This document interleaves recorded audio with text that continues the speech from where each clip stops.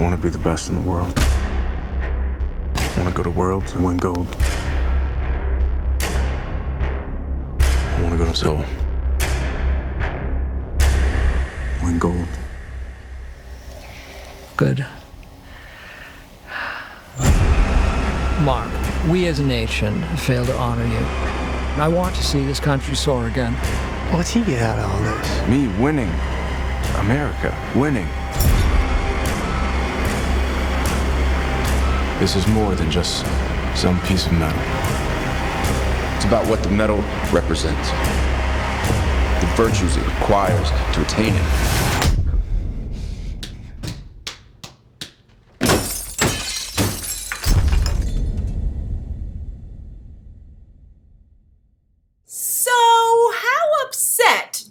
That Leonardo DiCaprio would be if Channing Tatum got an Oscar win before him, because this is really strong stuff. I am really impressed with how Foxcatcher is coming along, and there are so many interesting things happening in this trailer. But first, front and center is, of course, Channing Tatum, and that in and of itself is fascinating, because clearly Sony Pictures Classics has decided to very aggressively go after his large fan base and see if they can get them to follow him down the indie rabbit hole. And I think they will, because I think that this story seems dark enough and relatable enough. You know, the world of wrestling, which I think everybody's exposed to some degree in high school, you know, that whole, you know, the darker side of sports. I think that's something that Channing Tatum's fan base can get behind.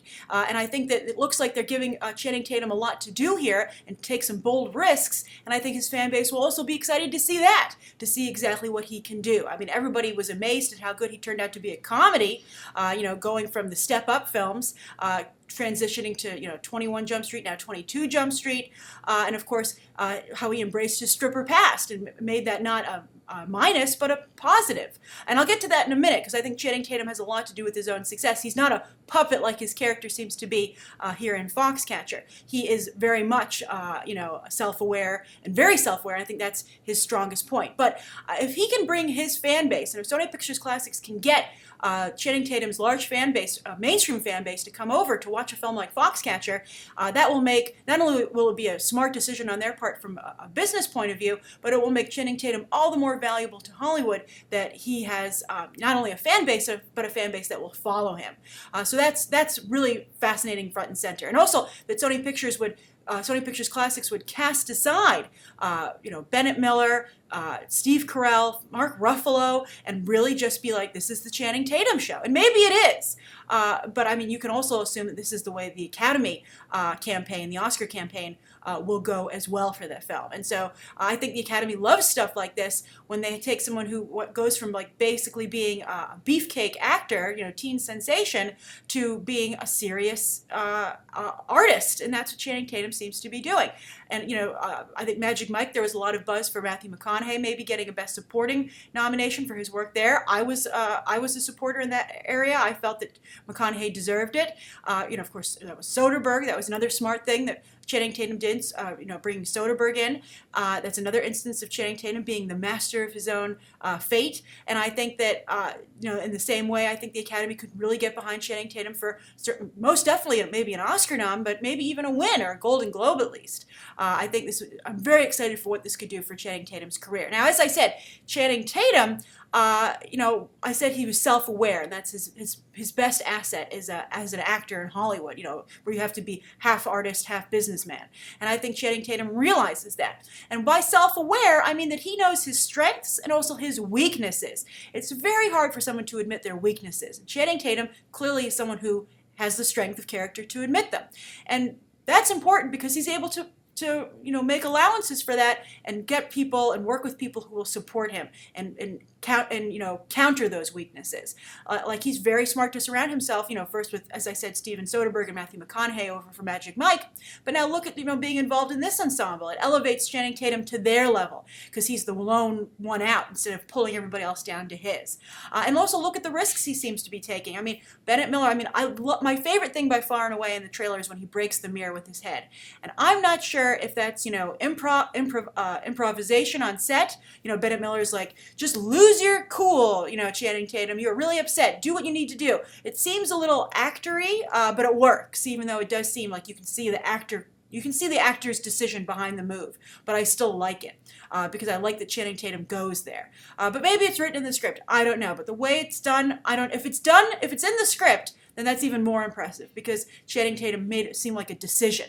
And I'm accrediting it to a decision as an actor, but if, it's in the script and he made that decision, he makes that wrestler clearly make that decision, you see the decision, that's great acting. So I'm very excited about this, and I'm excited for Channing Tatum and what it means for him and what it means for Sony Pictures Classics. And, maybe the future of indie small films, if they can start, Jennifer Lawrence started out here and left.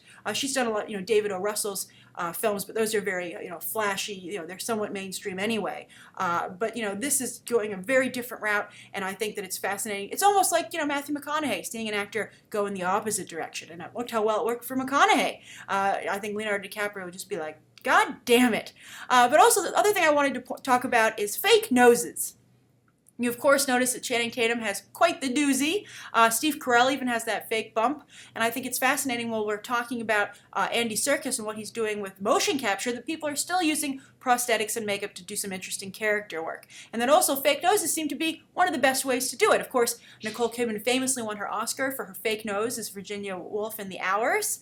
And then, Tilda Swinton recently donned a fantastic fake nose and many other fake aspects to her visage to the point where you had no idea who she was in Snowpiercer. So I think it's interesting that the prosthetics and the putty still work, and I'm curious as to why they work, because so clearly you're like, Channing Tatum, you're wearing a fake nose. Why do you feel you need that fake nose to play this character? Maybe it helps the actor feel they're hiding behind something. It helps them create the character. Maybe that's something to do with it. But it's such an obvious artistic choice. It's to me, at this point, such an obvious Oscar bait choice that I'm surprised that it still works. And, maybe it makes him look more like the actual individual. But when everybody has just a fake nose, you're like, what's going on here? Why do you guys all have fake noses on? But I just think it's an interesting trend in Hollywood right now, which can be traced back to that Nicole Kidman Oscar win. So I'm curious what you guys think about it. Do you find fake noses distracting, or are you like, Channing Tatum, you actor, you? I love that you did that. You not only smashed a mirror with your head, but you have while maintaining your silly putty nose. I think it's really interesting and funny stuff. But all joking aside, as I said, I think this is a very strong contender. It was right to sit out last year's Oscars for whatever they needed to fix behind the scenes. Although I feel they just felt it was too competitive last year. But I think that they're going to be a strong competitor this year, which doesn't seem as competitive as a race as last year.